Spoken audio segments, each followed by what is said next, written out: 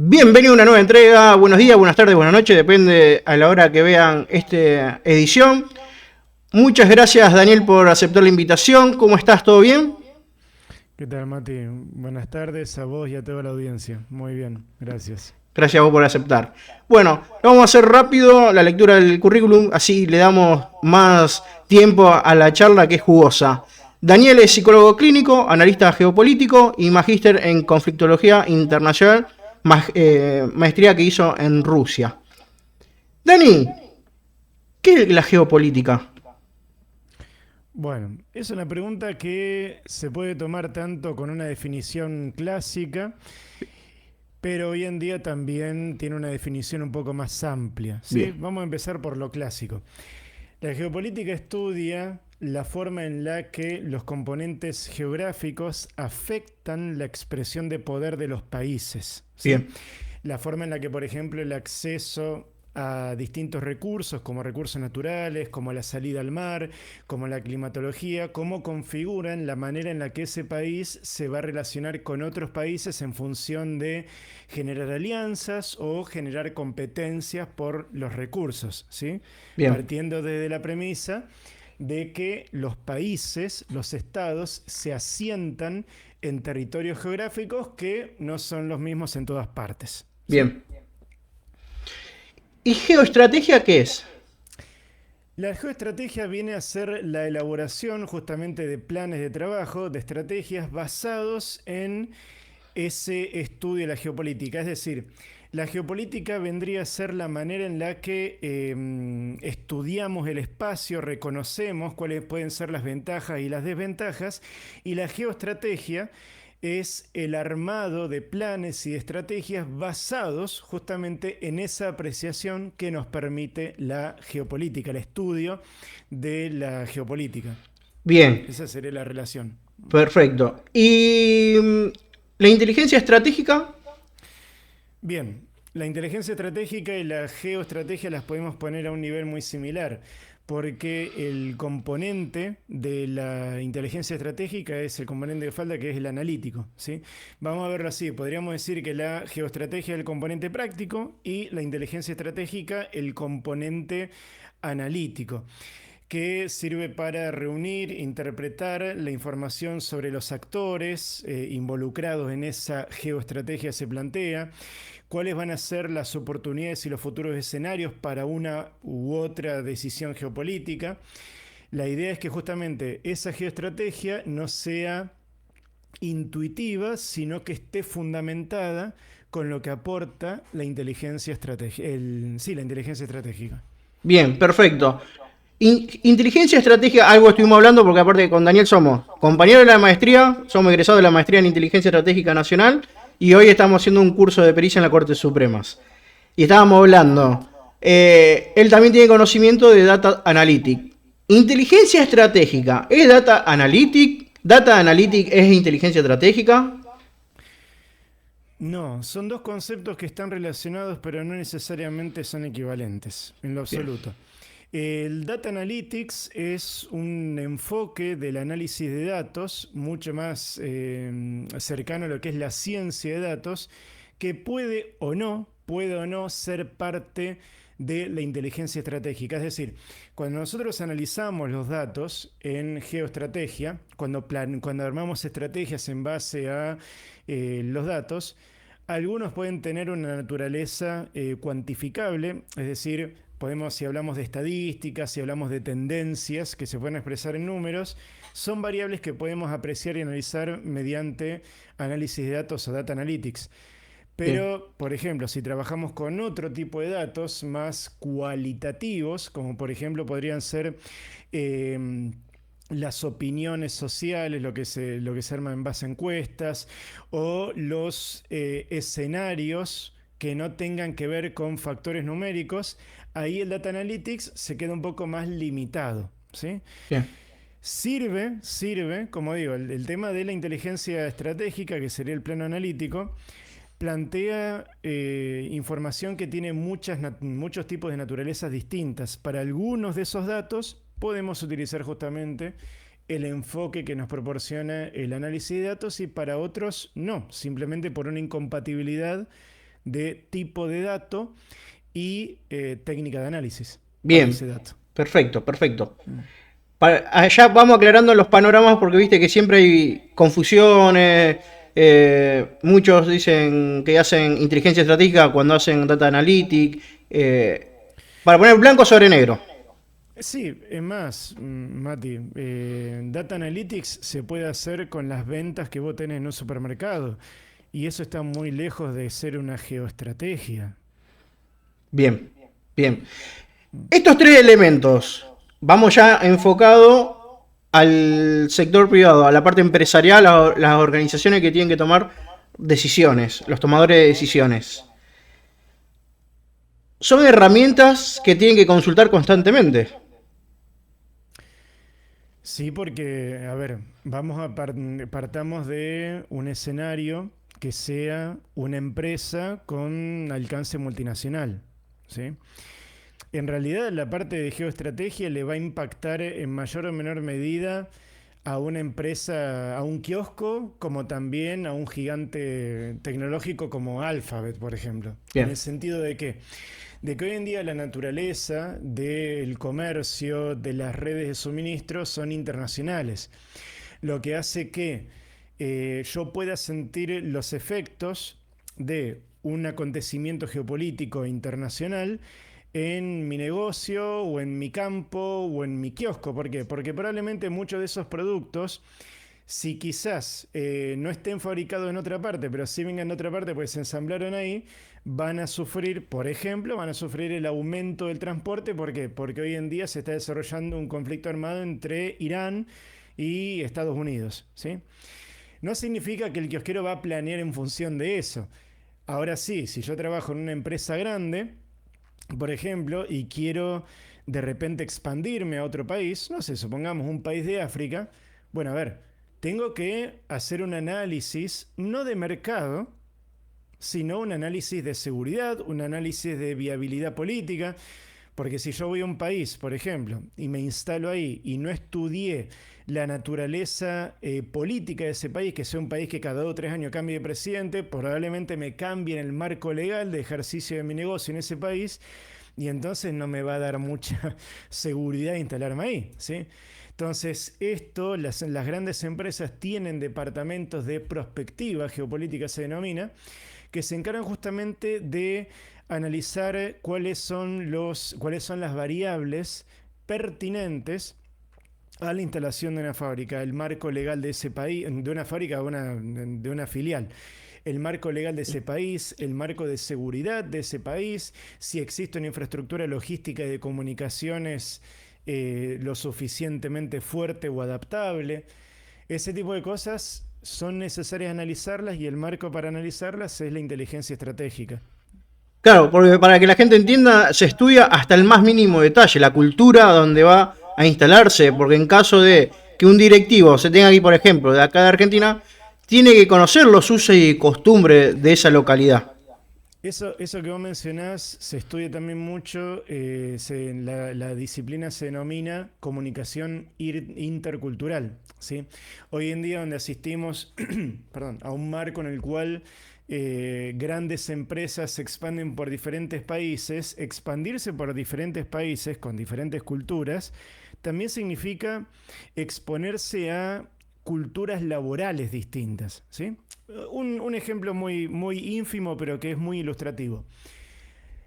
Por ejemplo, si una empresa nacida en Suecia se instala o instala una filial en China, en Suecia, por ejemplo, la manera de llegar a un acuerdo entre un jefe y una serie de empleados, la sociedad sueca es muy horizontalista, lo que significa que aunque yo sea jefe, probablemente mi decisión va a ser el resultado de casi una elección democrática entre mí y mis subordinados, ¿sí?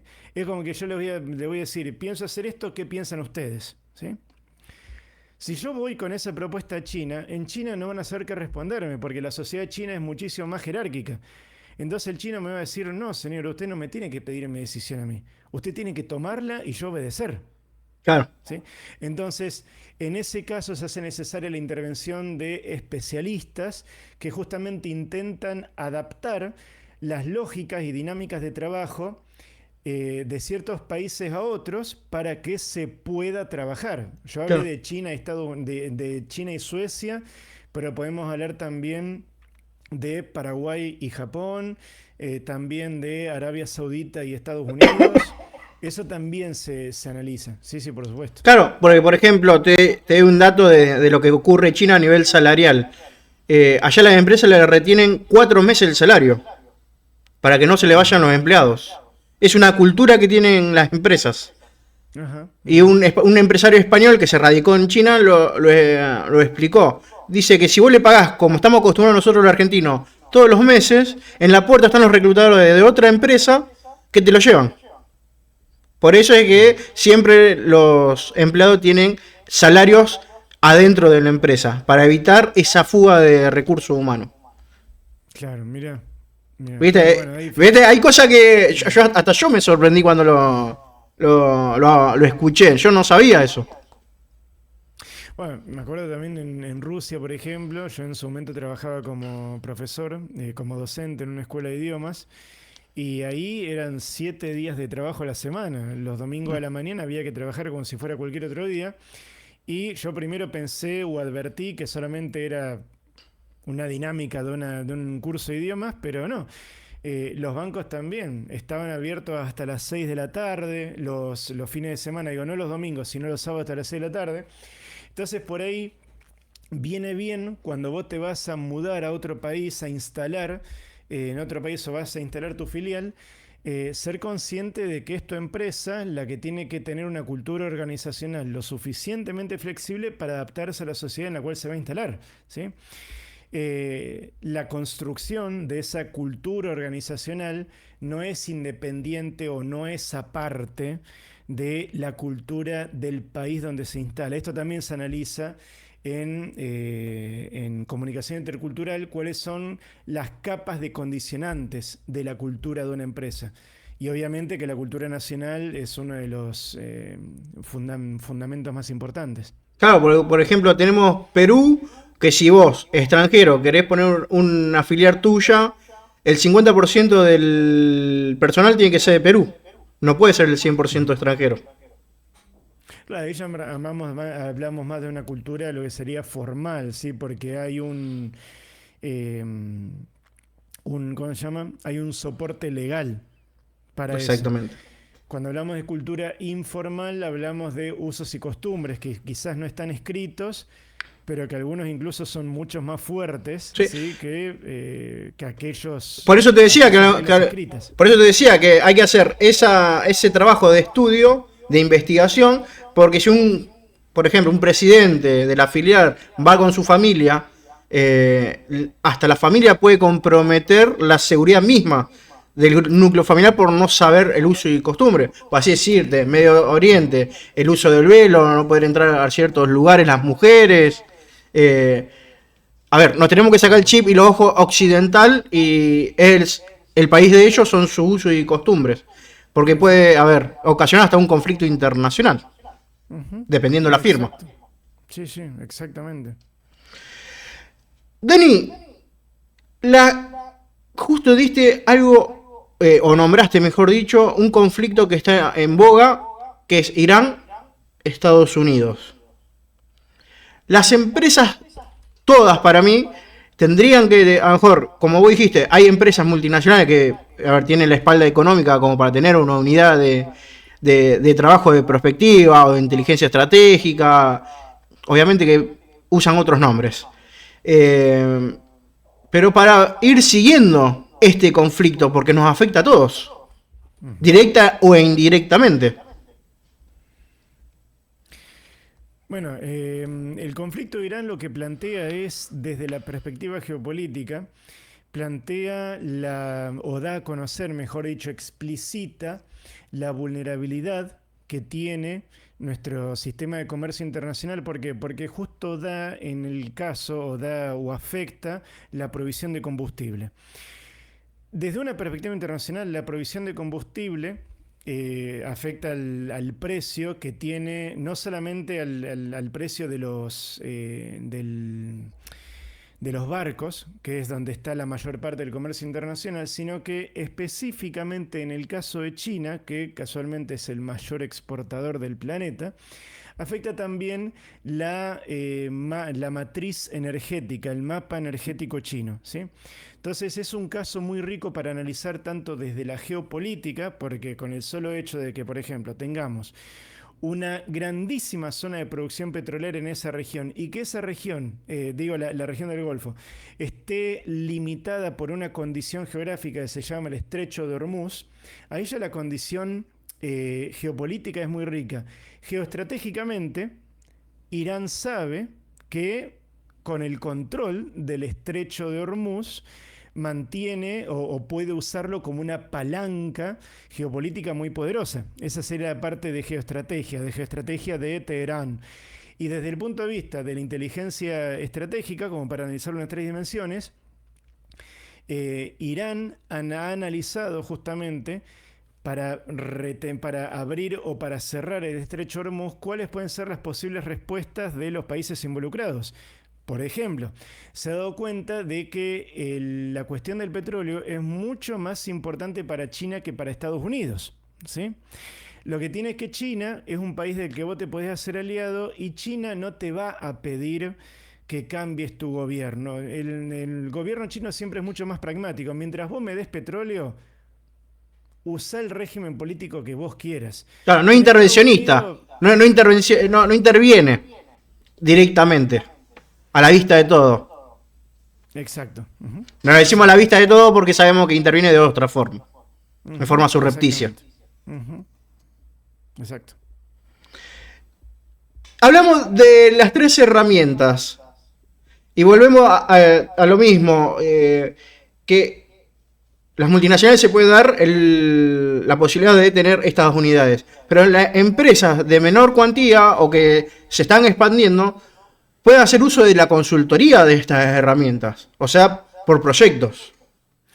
Claro, exactamente. Si estamos hablando de una empresa que no tiene una necesidad permanente, porque estas son grupos de trabajo, son oficinas que se tienen que mantener. Entonces, si no es un requerimiento constante, o sea, hablamos, por ejemplo, de una empresa que está dando sus primeros pasos en el ámbito internacional, pueden tercerizar este servicio de análisis mediante consultoría, por supuesto, pero a medida que vaya creciendo, va a necesitar no solamente un estudio prospectivo, sino también un observatorio constante, por lo que ya va a ser necesario incorporar de planta a este tipo de especialistas.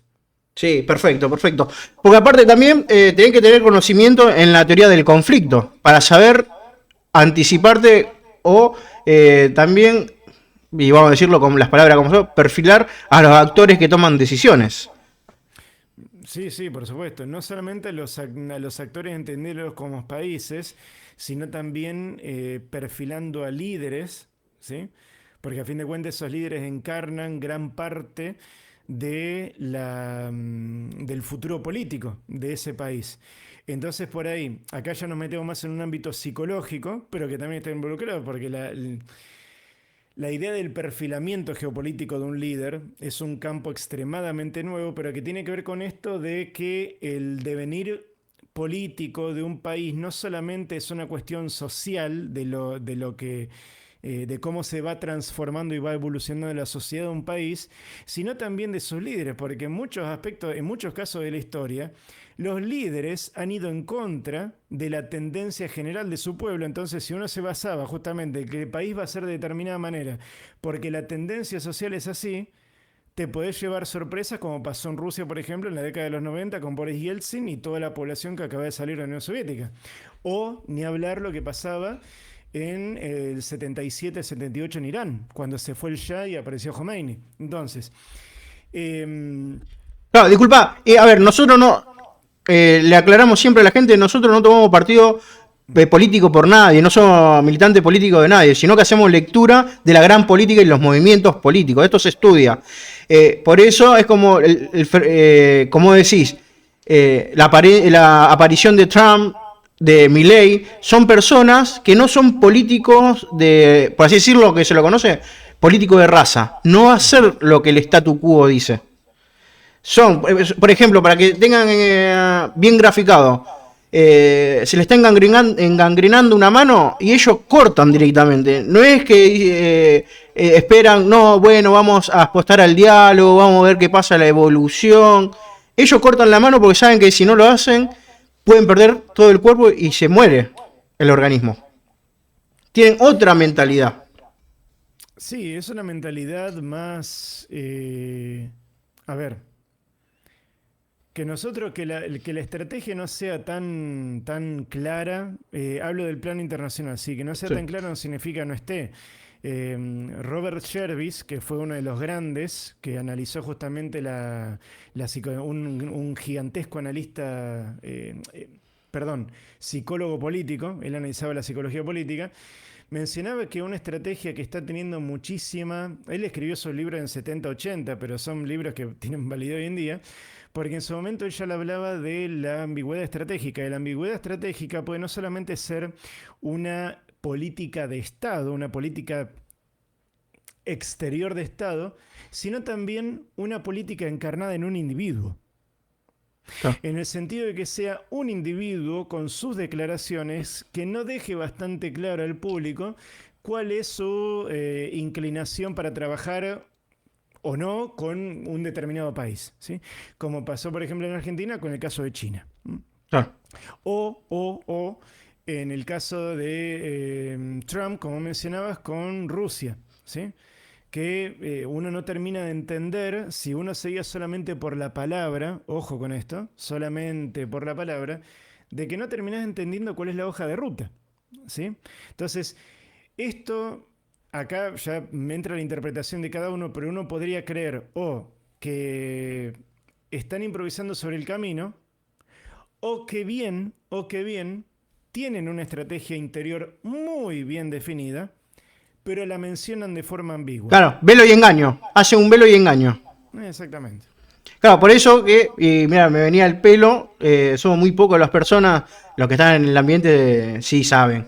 Quien escucha van a decir, no, pero yo conozco, sí, las famosas operaciones psicológicas y las acciones psicológicas. Esto es importantísimo.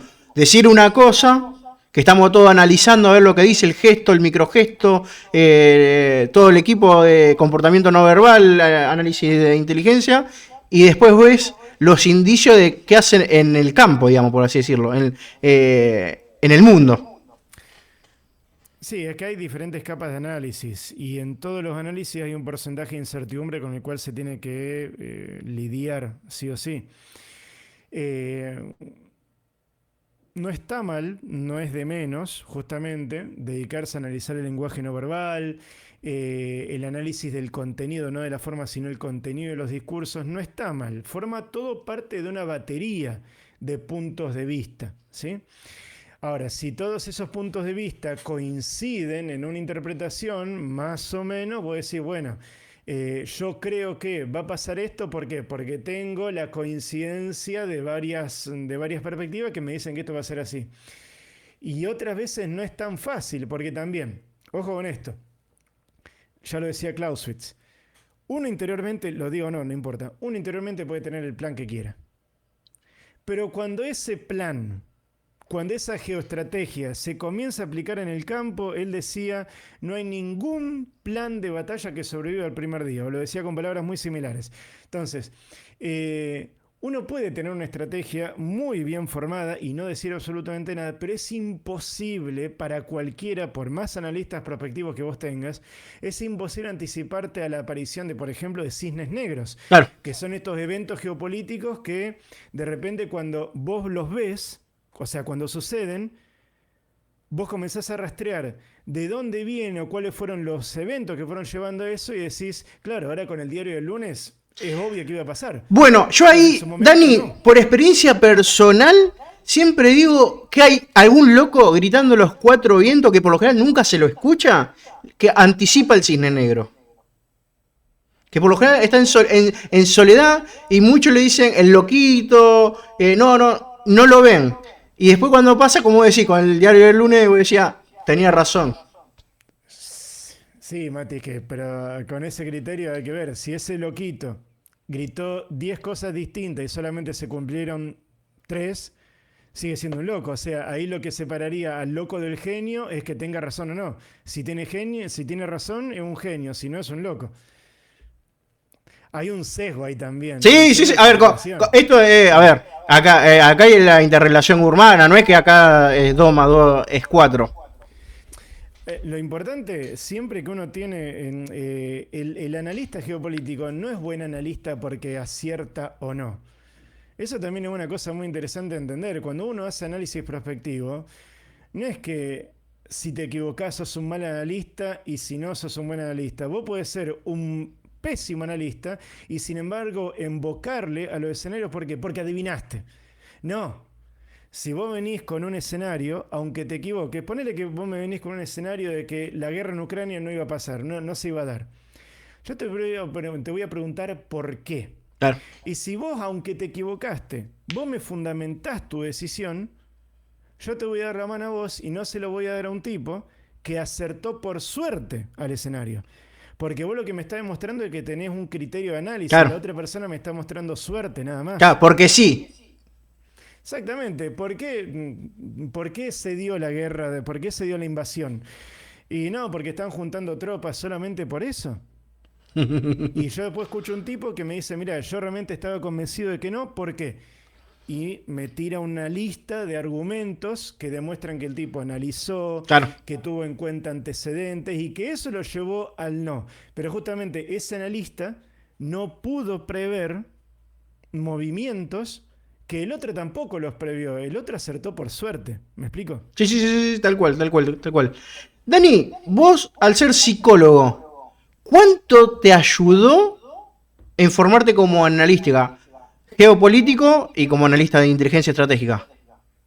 Muchísimo, muchísimo, porque yo lo que me encargo justamente es de analizar, por un lado, analizo los sesgos del analista, ¿sí?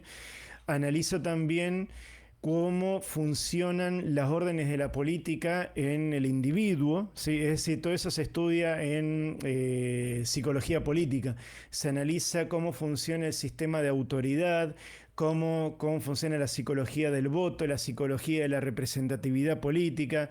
Todo eso no tiene que ver con la clínica psicológica, sino justamente con el campo de estudio en determinados ámbitos específicos de la política, ¿sí?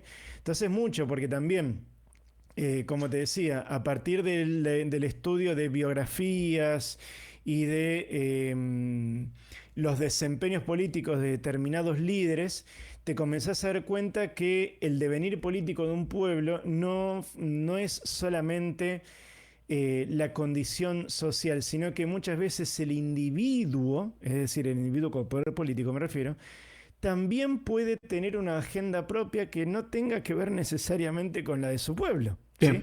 Vuelvo al caso, un caso muy representativo, el caso de Rusia en los 90.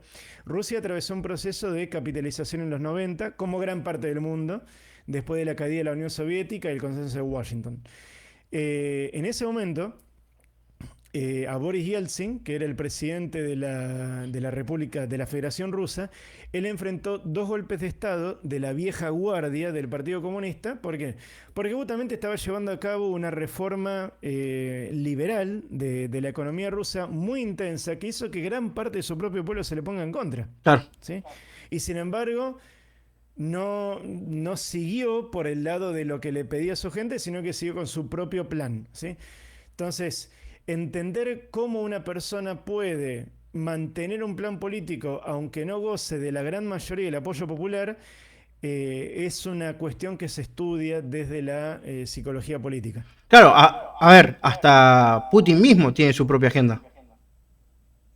Sí, pero en el caso de Putin, justamente ahí es un poco más complejo, o distinto al menos, porque el pueblo ruso es una sociedad muy verticalista, donde una figura como Putin encaja muy bien, ¿sí? Estamos hablando de una cultura verticalista y también de una cultura multiétnica. Claro. Digo, Aparte, él tiene, siempre digo, para mí que él tiene un plus, haber sido teniente coronel de la KGB.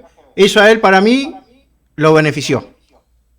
Exacto. Como vos decís, porque viene de una estructura verticalista, porque mayormente todos han hecho el servicio militar. Exacto. Ujú. ¿Y cómo ves el desarrollo de estos actores? Porque, a ver,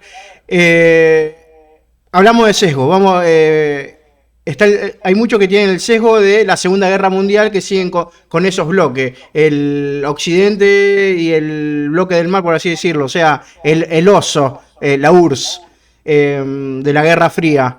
Hoy los actores geopolíticos más grosos y después tener los satélites.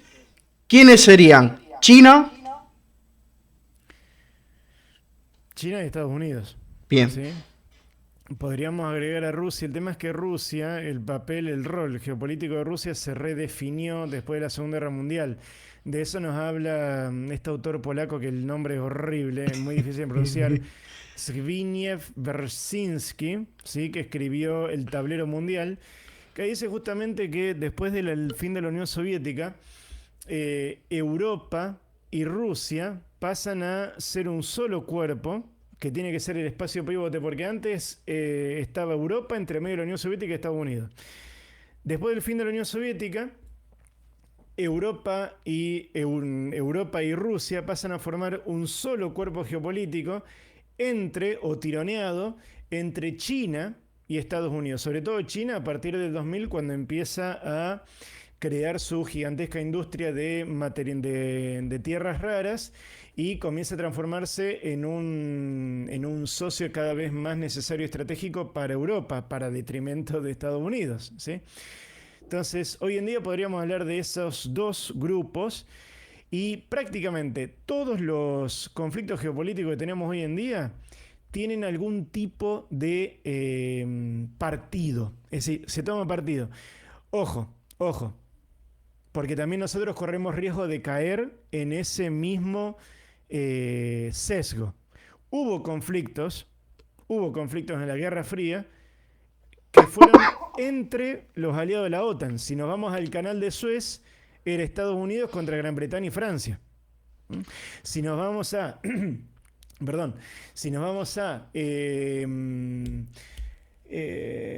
la cuestión de Malvinas, por ejemplo, fue un miembro de la OTAN contra un país, Argentina, que tenía muy buenas relaciones con Estados Unidos. Sí. ¿Sí?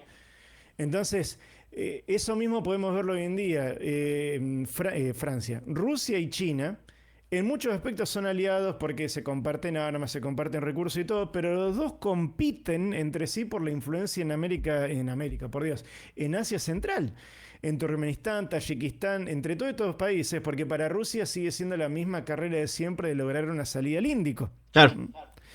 Entonces, en algunas cosas somos aliados, pero en otras, regionalmente, competimos uno en contra del otro. Claro, por eso es tan importante lo que vos decís, el sesgo. A veces malinterpretar que una vez que decís que sos aliado o socio, ya está, yo al socio o aliado al 100%, y no, esto es en base a los intereses de cada país y del actor. A ver, fue una cuestión de poder. No nos podemos comparar nosotros con Estados Unidos, con Europa, con Gran Bretaña, con China, con Alemania. Recién estamos ni gateando.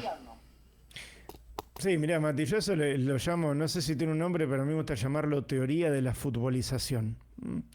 Que son las conversaciones de geopolítica que vos podés tener en un bar y cuando saben que son analistas geopolíticos te dicen, che, ¿quién va a ganar? O dividir al mundo en dos polos. Es una simplificación que uno entiende cuando hablas con gente por ahí que no está interiorizada y para la cual el mundo es blanco-negro. Exactamente. Se entiende. Pero el mundo ni siquiera es gris, es increíblemente gris. Porque incluso cuando hablamos de países, nosotros solemos entender erróneamente que un país tiene una sola voluntad política. Error. En los países hay múltiples voluntades políticas y dentro de un país vos podés tener gente que tira para un lado y gente que tira para el otro. Irán. Vos en Irán tenés un presidente mucho más cercano a la conciliación y una guardia revolucionaria que es mucho más tendiente a sostener el conflicto. Vos decís, pero ¿dentro de Irán no se ponen de acuerdo? No, dentro de Irán también hay discusiones. Exactamente. Como dentro de Estados Unidos, mirá, dentro de Estados Unidos no es que tenés discusión entre el Partido Republicano y el demócrata. Tenés discusiones dentro del mismo partido republicano sobre cómo seguir la situación en Irán. Exactamente. Entonces, mientras más uno profundiza en el estudio de las variables geopolíticas, más te das cuenta de lo increíblemente grises que son las cosas, ¿sí? Y de que uno tiene que lidiar con un volumen de incertidumbre extremadamente grande. Tal cual. Tal cual. Dani, ¿te ha pasado mucho lo que contaste recién de estar charla de café, por así decirlo? Y a nosotros nos sale de adentro, no es que lo hacemos adrede. Es de escuchar y decir, no, te estás equivocando, no es tan blanco y negro. No es como, a ver, cuando en su época la Guerra Fría, el bloque comunista con el occidental. Eh, ¿Se pican a veces esas charlas? Sí, con el tiempo, mira, con el tiempo ya como aprendí a evitarlas porque, no sé, cuando pasó lo de Rusia y Ucrania, ¿de qué lado estás? Sí. Pero viste que ahora todo es blanco o negro. ¿Qué partido? Pero está bien, pero es una simplificación. A ver, porque a ver, el conocimiento, la geopolítica, el estudio geopolítico, una cosa es lo que vos podés ver en un noticiero y otra cosa es lo que podés saber después de leerte 200 libros. Pará. Pero es como todo, Mati, en cualquier disciplina que evoque pasiones, vos vas a tener una lectura más superficial, más futbolera, por así decirlo. Y otra que, mira, me acuerdo, había un programa hace un tiempo, un programa en el cual a un químico o bioquímico, no sé, tenía un rol relacionado al estudio de ciencias naturales. Le hacían una pregunta, el tipo decía, no sé. Le hacían otra pregunta, el tipo decía, no sé, pues, pero no sabe nada. No, es que vos me estás haciendo preguntas. Biológico. Estanislao. Que hubo un problemita. No me acuerdo el nombre. Este- No me acuerdo el nombre, pero que le hacían preguntas y el tipo decía, el tema es que para darte una respuesta correcta y coherente, necesito datos e información que en este momento no tengo. Vos me estás pidiendo que adivine o que te dé una respuesta profesional. Exactamente. Si viene un amigo y me pregunta, ¿quién va a ganar en la guerra entre Cuba y Estados Unidos? Bueno, pará. No, ni siquiera quién va a ganar, ¿qué va a pasar? Bueno, le digo, pará, hay muchas cosas, necesito darte información y yo voy a decirte lo que pienso, no lo que va a pasar, porque Claro. probablemente me equivoque también. Aparte otra cosa, Dani, no es que nosotros trabajamos por proyectos, no es que estamos al tanto de la información fina de todo lo que está pasando a nivel mundial, por así decirlo. No, es que no podés. O sea, salvo, hay una modalidad de trabajo que es la modalidad de observatorio, por ejemplo. Yo acá colaboro en Argentina, colaboro con el Observatorio de Política Exterior. Y ahí lo que se hace es no un análisis, sino una observación, un monitoreo, ese es el sustantivo, un monitoreo de todas las noticias relevantes de política exterior argentina en base a 5 fuentes, perdón. Entonces, de esa manera uno se mantiene actualizado a nivel de noticia, ¿sí? De lo que está pasando. Si a vos te interesa profundizar en una de esas noticias, motus propios, ¿sí? Pero también en una empresa, por ejemplo, una empresa grosa, digo, que tenga mucho contacto con el exterior, ahí sí se hace necesaria quizás la existencia de un observatorio que sea como, viste cuando antes en la época de los 30 pasaban el teletipo y te pasaban los titulares de las noticias, nada más. Sí. Entonces vos si querías profundizar, agarrás esa noticia en particular, pero si no te vas enterando de los titulitos, eso sí se puede hacer. Eso es la modalidad de observatorio. Bien, perfecto. Sí, porque, a ver, todo lo que hemos arrancado en inteligencia y que tenemos algunos años en el lomo, cuando clasificar las fuentes, lo que era la fuente, la parte periodística, era Z50, por así decirlo. Menos credibilidad, ¿por qué? Porque se sabía que estaba la pauta publicitaria, algunos más adeptos al gobierno de turno, algunos, como decís, no, pertenecían a un statu quo, otro a un sesgo ideológico o empresarial. Pero por eso hablo de diferentes fuentes. Sí. 5 fuentes distintas, por lo que vos decías muy cierto, pero ese sesgo justamente Sí, en la es interpretación. ilimitado cuando tenemos una sola fuente o dos, ¿sí? Hoy en día existen programas y empresas que justamente se encargan de nuclear a varias fuentes de información e incluso te dicen cuando vos buscas, no sé, información de qué sé yo, lo que está pasando en Ucrania, te dicen lo que los diarios de tendencia derecha no te dicen o lo que no te dicen los diarios de tendencia izquierda. Por eso decimos que el análisis de inteligencia es crear el famoso rompecabezas. Poner toda una pieza con la otra, como vos decís, a ver qué dice la parte de tendencia izquierda, qué dice la parte de tendencia de derecha, la del centro y lo que se cortan solos. Sí, a fin de cuentas, para la inteligencia estratégica lo importante son los hechos. Por ejemplo, en el Observatorio de Política Exterior, parte del trabajo que hacemos es tomar las noticias, resumirlas, pero neutralizarlas. Bien. Y excluir todo lo que sea interpretación de la fuente. ¿Esto supone un gran reto? No, para vos supone un gran reto. Decime lo que pasó, no lo que supone. Claro. ¿Sí? Entonces, esa es una manera. Que hace una valoración personal subjetiva. Exactamente. Esto supone un gran paso en las relaciones bilaterales entre Estados Unidos y Argentina. No me importa eso. A mí me interesa que se juntaron a hablar dos tipos y hicieron un trato, nada más. Exactamente. Dani, ¿cómo ves la evolución de Argentina en el mundo? Bueno, acá me estás pidiendo mi opinión. Sí. Claro. Sí. Mi opinión personal es que... Pará, hacemos una aclaración, nuevamente, sin sesgo partidario político. Nosotros no somos militantes de ningún partido político. Sin sesgo partidario político, sí. Es una lectura... A ver, es imposible no estar mínimamente sesgado. Sí, a ver, el sesgo siempre está, pero te quiero decir que no somos militantes de ningún partido político, no hablamos a favor de ni uno ni el otro, decimos lo que vemos. Eso no. Desde mi apreciación, bueno, te puedo comentar que hoy en día Argentina está en un proceso de reinserción. No es que antes no haya estado insertada internacionalmente, lo estaba, pero en otro sector, ¿sí? En el sector más orientalista, ¿sí? De los BRICS, ¿sí? Y tenía más una inserción no tan pragmática, sino ideológica, ¿sí? Hoy en día, yo creo que con este cambio de gobierno que tuvimos, hay un acercamiento de Argentina muy concentrado en lo que es el bloque Estados Unidos, ¿sí? Con Israel también hay un alineamiento muy importante, pero ya es un alineamiento más personal, diría, que internacional, que del país en sí, ¿sí? Ahí es importante, quiero decir, separar. Esto decía que se estudia también desde psicología política, separar lo que son las inclinaciones por ahí más personales de figuras políticas que lo que se termina transformando en una política de Estado, ¿sí? Es decir, que cambiar la orientación geopolítica de un país no es algo fácil, ¿sí? Porque vos cuando te vas con un bloque, haces tratos con ese bloque, generás contacto internacional y entonces cerrar todos esos tratos o no darle importancia y moverte para el otro implica un cambio que una sola administración de 4 años no sé si llega a lograr. Claro, ¿sí? Ese es el tema que siempre hablamos, que 4 años no es nada.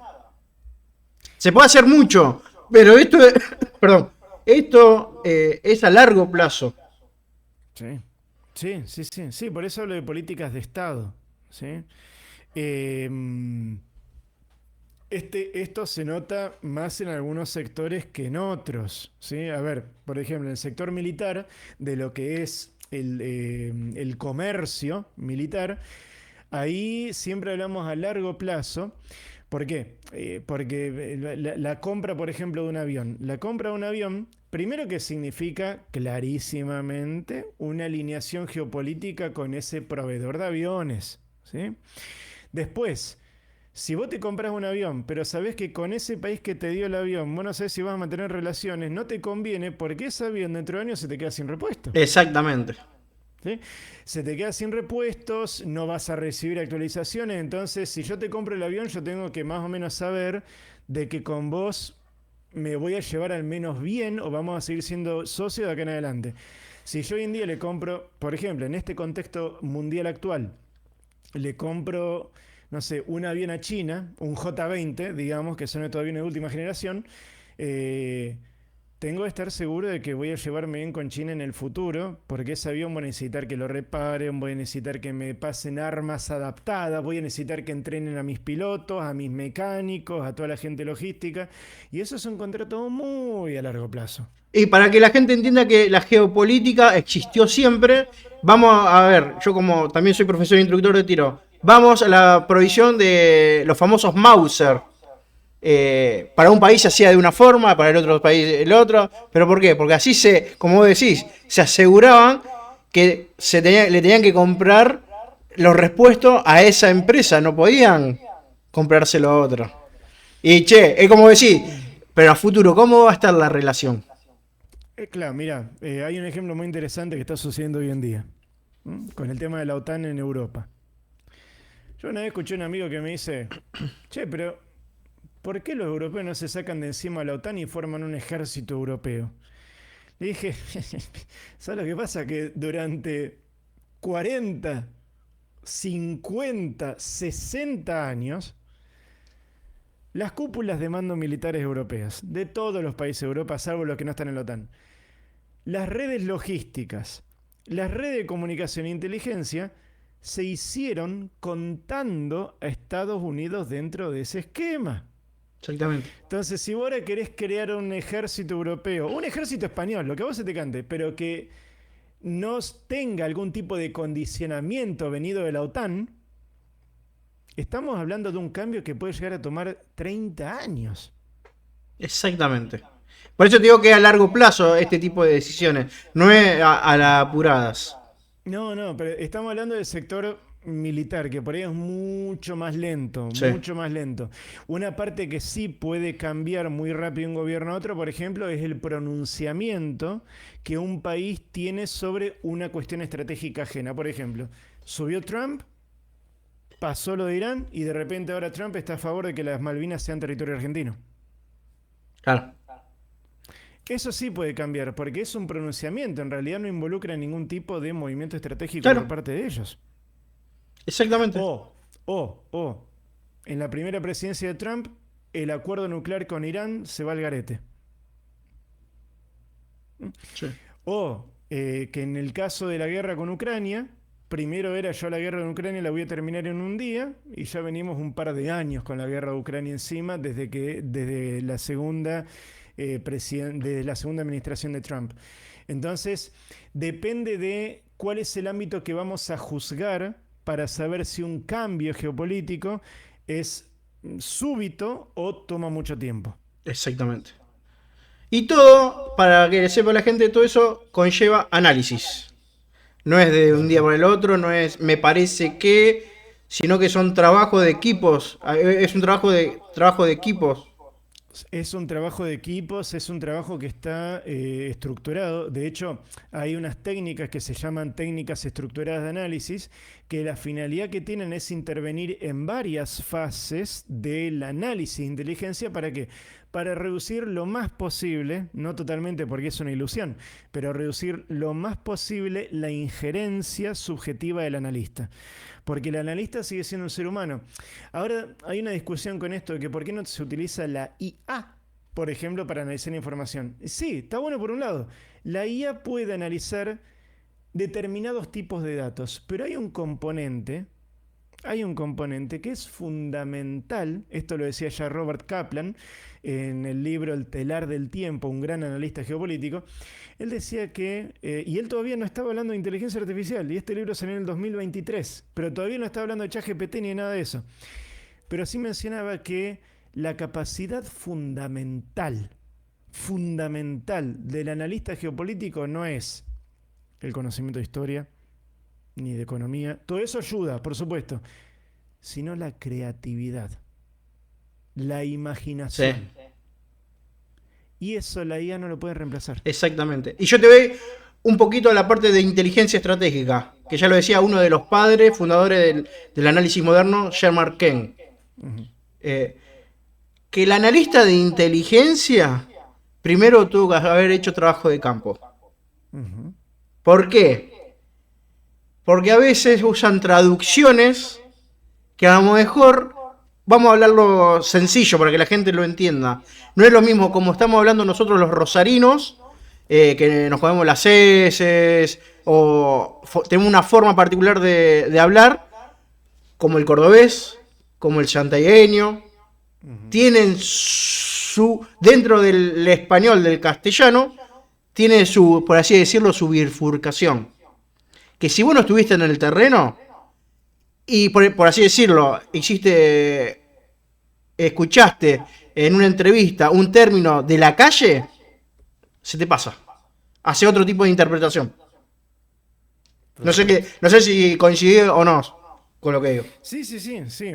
Ahí estás hablando de una cuestión más, diría, definida, ¿sí? Sí, lo digo a ver para que la gente de a pie entienda lo que uno. Obviamente que quienes llegan a presidente de una empresa, todas estas herramientas saben de lo que estamos hablando. Sí, no, te diría que hay ciertos enfoques modernos, Mati, que son em, que se puede tener una idea muy vaga de qué son, pero no de la relevancia que pueden tener para las empresas. Por eso digo que una cosa es, por ejemplo, em, si uno, a ver, lo explico de esta manera. Si un CEO no está muy interiorizado en temas de política exterior, se le va a hacer muy difícil, por ejemplo, entender el porqué de la estabilidad o inestabilidad de un proveedor externo. ¿Sí? Se termina siendo necesario a la larga la incorporación de profesionales especializados en este área, ¿sí? Pero porque hoy en día ya hay muy pocos aspectos de nuestra vida industrial, de nuestra vida comercial o empresarial, que no estén directa o indirectamente en alguna escala afectados por la geopolítica internacional, ¿sí? Entonces, se está creando conciencia, porque se está creando conciencia a medida que cada vez más va siendo más posible la internacionalización de las empresas. La internacionalización de las empresas hace unos cuantos años atrás era muy complicado porque no teníamos la infraestructura de comunicación ni financiera que tenemos hoy en día. Hoy en día sí la tenemos. Entonces, las empresas también se van a expandir en función de las posibilidades tecnológicas y financieras y políticas que hay. Porque también, si uno no tiene un marco político, un marco legal internacional, es muy difícil que vos te puedas expandir. Las empresas multinacionales nacieron de la mano acompañadas de la ONU.